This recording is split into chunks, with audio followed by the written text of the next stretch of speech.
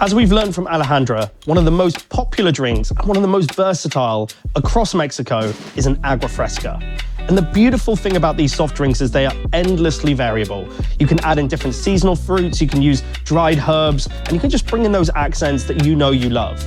So I've taken some of my favorites, but taken a slightly different direction. One of the really popular ones across the country is hibiscus tea, or Jamaica. And we've simply brewed it as a tea. We steep it in some hot water, leave it to infuse in the fridge overnight so we have a good long infusion, and then we've simply blended that with some seasonal fruits. And one of my favorites is guava. It has this incredibly tropical, intoxicating kind of aroma to it. And to balance that, I'm going to use a touch of tomato, also a fruit, but it also brings a little sweet vegetable note. Now this is sweetened a little touch, but we've also added a pinch of salt. But then we've simply blended up our mix.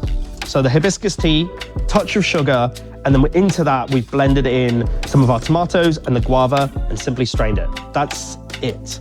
It's kind of thinner than a smoothie, but it has a huge amount of kind of wonderful complexity to be able to drink through. And all you need to do is just give it a little accent on the top. I'm gonna use some fresh mint. A little slap just to open up some of the aromas. And you have a beautiful agua fresca. Super simple to be able to do, customize it to your own flavors or whatever is in season, and it's a brilliant drink to be able to have on a hot summer's day. Cheers.